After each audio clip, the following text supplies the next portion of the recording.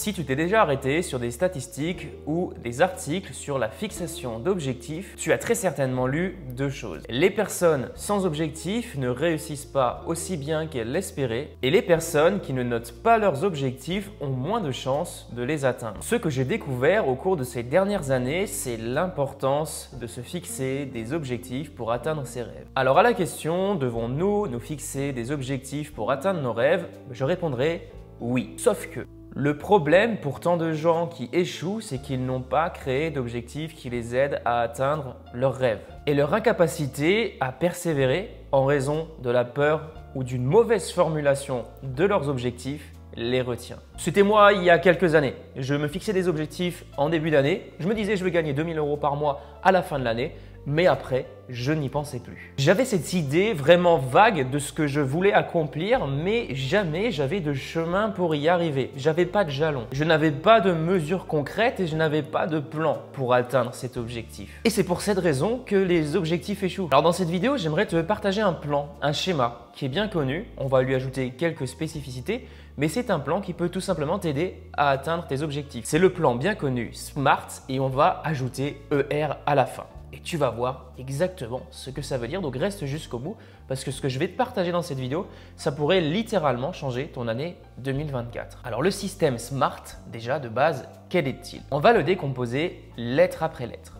Premièrement, le S veut tout simplement dire spécifique. Ça semble assez simple, on est d'accord. Il suffit simplement dans ton objectif d'écrire quelque chose de spécifique. La question est, à quel point dois-tu être spécifique? La réponse est logique, plus tu es spécifique, plus tu seras capable de quantifier tes résultats en cours de route. Par exemple, si tu veux perdre du poids, combien de poids veux-tu perdre? Mieux encore, quel poids, par exemple, veux-tu avoir à la fin de la poursuite de ton objectif? Par exemple, un objectif spécifique dirait « Je veux tout simplement avoir 70 kg à la fin de cette année ». C'est spécifique. Ensuite, le M de mesurable. C'est indispensable de quantifier nos objectifs. Pour rendre un objectif mesurable, c'est essentiel de voir la progression vers cet objectif au cours du temps. Supposons que ton objectif soit d'écrire un roman. Comment peut-on rendre cet objectif mesurable? En fait, tu dois le rendre très spécifique et mesurable en détaillant ce que tu peux suivre. Un objectif spécifique et mesurable pour écrire un roman serait « À la fin de cette année, j'aurai complété un roman de 50 000 mots ». C'est précis. Ensuite, on attaque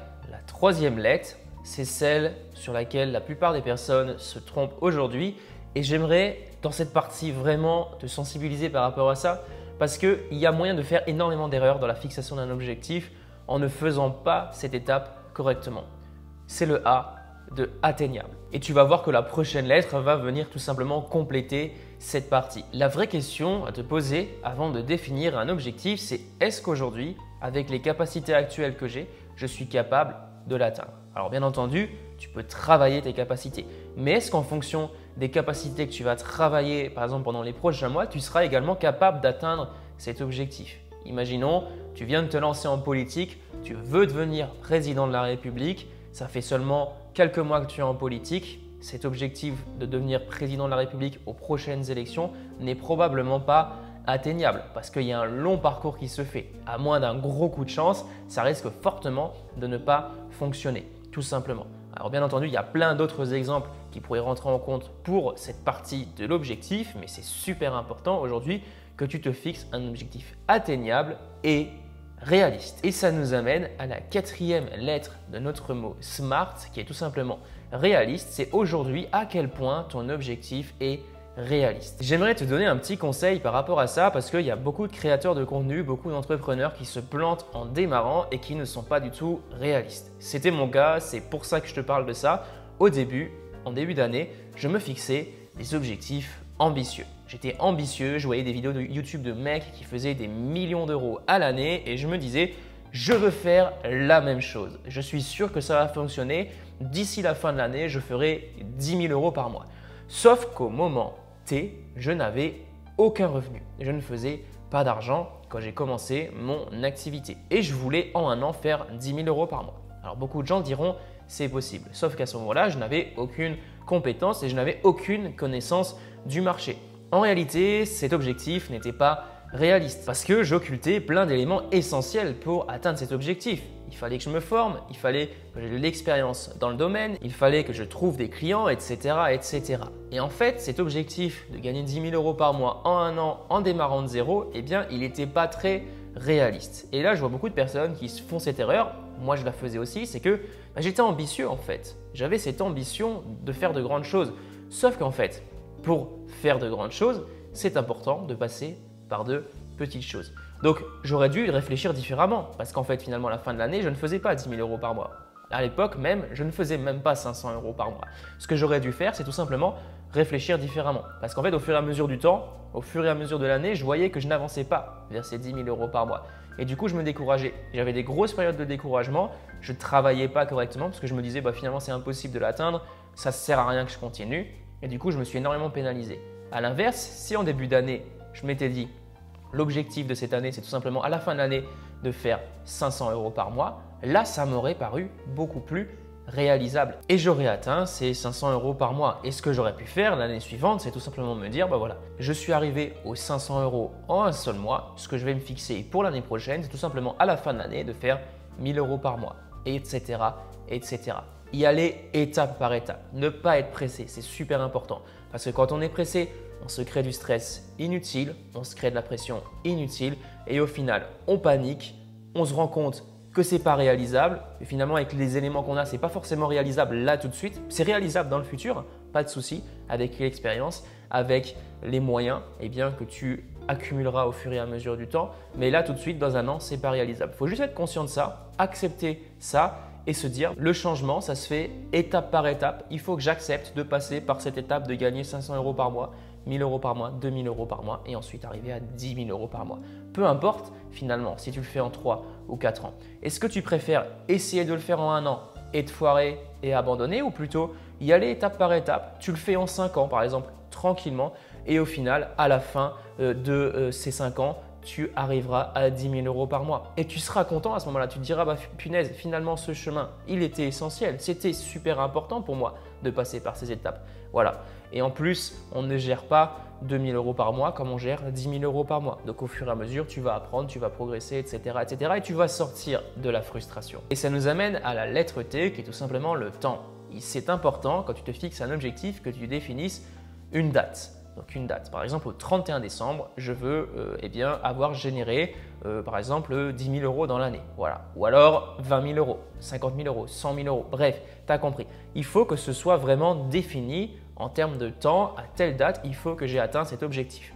Pourquoi c'est important? Tout simplement parce que en définissant le temps, tu vas être capable au fur et à mesure tout simplement de mesurer la progression vers ton objectif final. Où est-ce que tu en es? Par exemple, au mois d'août, où est-ce que tu en es par rapport à ton objectif? Tu voulais générer 50 000 € dans l'année, où est-ce que tu en es? Est-ce que tu es plutôt à 10 000 €? Il va falloir que tu cravaches pour essayer de rattraper le retard ou est-ce que tu es plutôt à 30 000 – 40 000 €? Là, tu vas te dire, ça va, j'ai un petit peu de marge, je peux relâcher un petit peu le truc, je peux prendre un peu de repos, etc., etc. Et ça va te permettre de mesurer au fur et à mesure du temps et surtout de mettre en place au quotidien les bonnes actions finalement pour arriver à cet objectif. Voilà. Donc, si tu ne définis pas de temps, de moment où tu veux atteindre cet objectif, ça va être compliqué de l'atteindre. On en arrive enfin aux 2 lettres supplémentaires à notre objectif SMART. Ce sont les lettres E et les lettres R. E comme évaluable. L'objectif doit être évaluable. Ça veut tout simplement dire que tu dois être capable d'évaluer, de mesurer les progrès que tu vas faire vers l'accomplissement de cet objectif. Cela te permettra tout simplement de suivre les avancées et de voir comment tu peux t'adapter. C'est un petit peu comme je te le disais juste avant, tu veux écrire un roman de 50 000 mots à la fin de l'année, avec cette quantité de mots précise, tu vas être capable de décomposer finalement. Par exemple, 50 000 mots, ça te fait combien de mots par mois? Combien de mots par semaine? Combien de mots par jour? Et une fois que tu auras ce chiffre, tu pourras tout simplement te focaliser au quotidien sur la réalisation de cette tâche. Donc, tu dois écrire par exemple 2000 mots tous les jours, 1000 mots tous les jours. Ensuite, le dernier point, le R, c'est récompense. L'objectif doit inclure une récompense ou une motivation.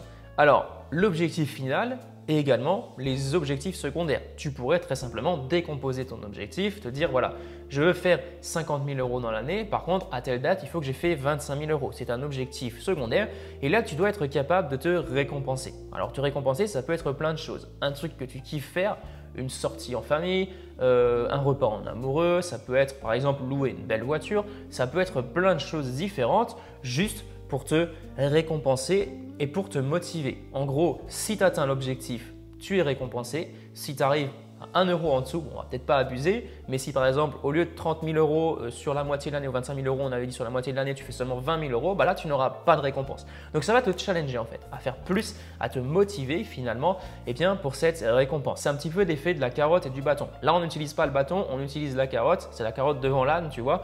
Tu mets la carotte et l'âne il avance de cette manière pour essayer d'attraper la carotte et toi c'est exactement la même chose. Du coup, je ne dis pas que tu as un âne, hein, bien sûr, mais tu as compris l'anecdote. Le but ici c'est tout simplement de te donner une motivation supplémentaire. Voilà, tu peux le faire de manière journalière également. Si par exemple à la fin de la journée tu as écrit tes 2000 mots, eh bien tu peux te permettre de regarder une série tout simplement ou alors un épisode de cette série, hein, pas une série complète. T'as compris. J'en ai fini pour cette vidéo. Je vais terminer par une phrase de C.S. Lewis. Tu ne peux pas revenir en arrière et changer le début, mais tu peux commencer là où tu es et changer la fin. Donc là où tu es, c'est ce début d'année 2024. Ce que tu peux faire, c'est changer la fin. Maintenant, c'est tout qui est entre tes mains. Personne ne peut le faire à ta place.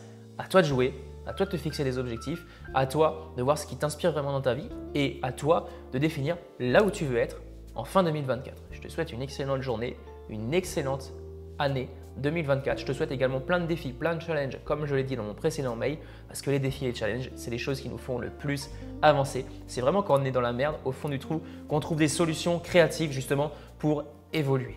Voilà, je te dis à très bientôt pour une prochaine vidéo. N'hésite pas à t'abonner, mets un like, mets un commentaire si tu veux plus de vidéos dans ce genre et on se retrouve très bientôt. À très vite. Ciao, ciao.